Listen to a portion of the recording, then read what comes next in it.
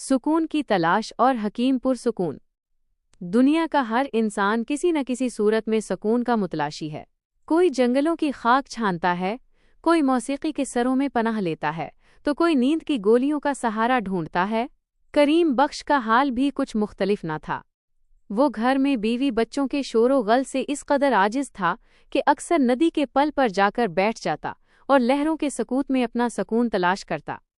एक दिन उसने गांव के पेश इमाम तबारक अली से अपनी परेशानी का जिक्र किया।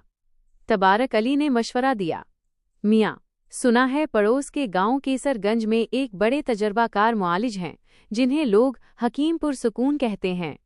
जरा उनसे तो मिलकर देखो। अगले ही दिन करीम बख्श अपने गधे पर सवार होकर हकीम साहब के मतब जा पहुंचा। वहां का मंजर ही निराला था। हकीम साहब गाँव तकिए से टेक लगाए बड़े इत्मीनान से खराटे ले रहे थे। करीम बख्श के खांसने पर उन्होंने आंखें खोलें और लेटे लेटे ही इसकी नब्ज थाम कर पूछा, सुकून चाहिए? जी सरकार, बहुत सा, बल्कि मुकम्मल सुकून, करीम बख्श ने इल्तिजाइया अंदाज में कहा। हकीम साहब बोले, तो फिर 4 आदमियों को साथ लेकर आओ। वो क्यों जनाब? करीम बख्श हैरान हुआ। मुकम्मल सुकून तो नहर पार वाले कब्रिस्तान में ही मिलता है, वहीं का बंदोबस्त कर देते हैं, हकीम साहब ने स्पाट लहजे में जवाब दिया। करीम बख्श हड़बड़ा गया। नहीं जी, इतना सुकून नहीं चाहिए, बस घर के शोर से परेशान हूँ। हकीम साहब ने पूछा, घर में मुर्गा है? नहीं तो, करीम बख्श ने जवाब दिया, आज ही एक मुर्गा ले लो और अब जाओ यहाँ से। ये कहकर हकीम साहब फिर से खराटे लेने लगे। करीम बख्श ने मंडी से मुर्गा खरीद लिया, मगर सुकून मिलने के बजाय मुसीबत बढ़ गई। बच्चे मुर्गे के पीछे भागते और वो वक्त बेवक्त अजाने देकर करीम बख्श का जीना दूभर कर देता। वो दोबारा हकीम साहब के पास पहुंचा।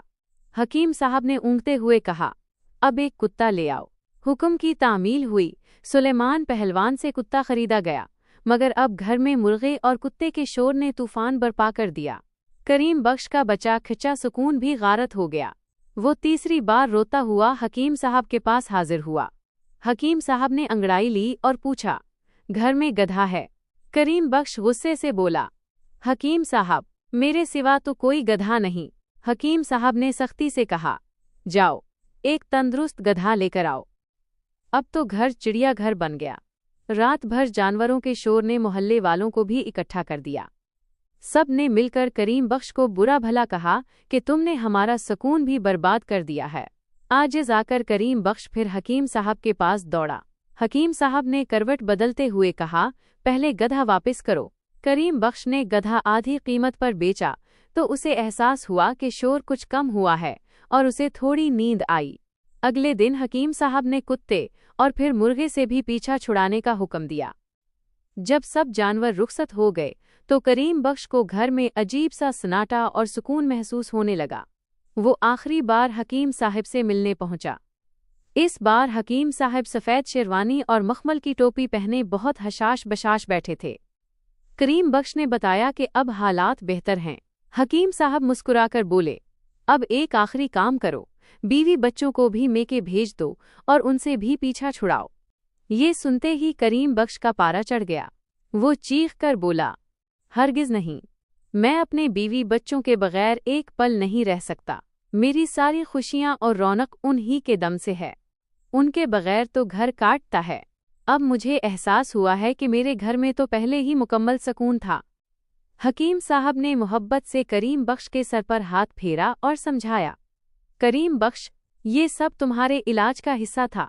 तुम्हें इस हकीकत का एहसास दिलाना था कि सुकून किसी बाहर की चीज़ का नाम नहीं, बल्कि ये इंसान के अपने अंदर होता है। जो इंसान अपनी मौजूदा नेमतों में मुतमईन रहना सीख ले, वही असल में पुरसुकून है। करीम बख्श मुस्कुराता हुआ अपने घर की तरफ रवाना हो गया, जहां अब उसे बच्चों का शोर मौसीकी की तरह भला लग रहा था।